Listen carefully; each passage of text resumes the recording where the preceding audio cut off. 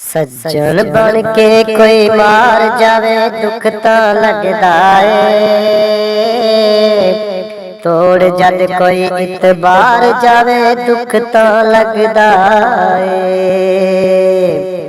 सज्जन बन के कोई मार जावे दुख तो लगदा है। तोड़ जद कोई इतबार जावे दुख तो लगदा है। जीन मरन दियां कसमां खा के महफिलां दे विच सीने ला के। जीन मरन दियां कसमां खा के महफिलां दे विच सीने ला के। छड़ जद कोई अद विचकार जावे दुख तो लगदा है। तोड़ जद कोई इतबार जावे दुख तो लगदा है। इज्जतां दे वादे करके इज्जतां देन दे वादे करके साथ निभाउण दे इरादे करके।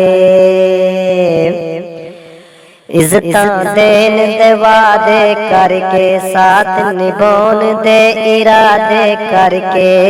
विच कोई घर बार जावे दुख तो लगदा है।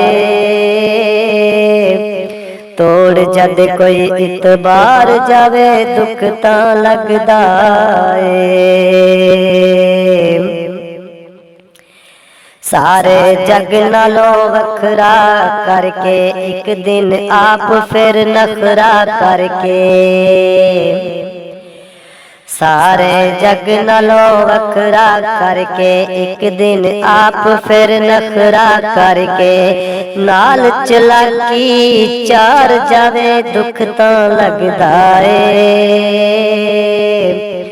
तोड़ जद कोई इतबार जावे दुख तो लगदा है। जग दे विच कल्ला करके शाहिद वांगर चल्ला करके। जग दे विच कल्ला करके शाहिद वांगर चल्ला करके। दूर उडारी मार जावे दुख तो लगदा है। तोड़ जद कोई इतबार जावे दुख तो लगदा है। जद कोई अपना बन के मार जावे दुख तो लगदा है। जद कोई अपना बन के मार जावे दुख तो लगदा है। तोड़ जद कोई इतबार जावे दुख तो लगदा है।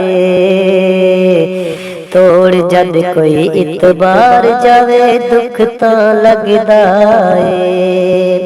दुख तो लगदा है। अस्सलाम वालेकुम रहमतुल्लाहि व बरकातुहू। नाज़रीन व सामीईन, मैं हाँ शबीर अहमद शाहिद और तुसी देख रहे हो A1 पंजाब। A1 पंजाब ते आरफाना कलाम पेश किए जाते हैं।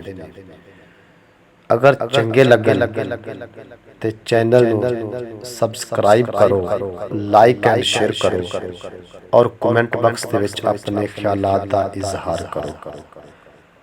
अगर चंगा ना भी लगे तो ख्यालात का इजहार फिर भी करना है, चाहे ताईद ना सही तनकीद ही सही। क्योंकि तनकीद भी मेरे नाकस इल्म के मुताबिक तनकीद भी किसी दी इसलाह होती है। अगर किसी ते तनकीद करोगे तो वो भी उस बंदे दी इसलाह होगी, उन्हें कुछ ना कुछ सीखने का मौका मिलेगा। इस वास्ते बराए मेहरबानी अपने ख्यालात का इजहार कमेंट बॉक्स च जरूर करो। चैनल को लाइक और शेयर करो। जिन्होंने लोगों ने किया है, जिन्होंने दोस्तों ने किया होया है, उन्होंने दी मुहब्बतां दा बहुत बहुत शुक्रिया। और जिहड़े इस चैनल को वेख रहे हैं, सुन रहे हैं, उन्होंने दा मैं बहुत बहुत दिल दीयां गहराइयां तो शुक्रिया अदा करना वा। अल्लाह पाक सब नूं अपने हिफ्ज़ो ईमान विच रखे। दूर से तनकीद नगारी मत कर मेरी सीरत पे शाहिद। दूर से तनकीद नगारी मत कर मेरी सीरत पे शाहिद। आ बैठ पास मेरे दो पल, परख मेरे किरदार को, परख मेरे किरदार को।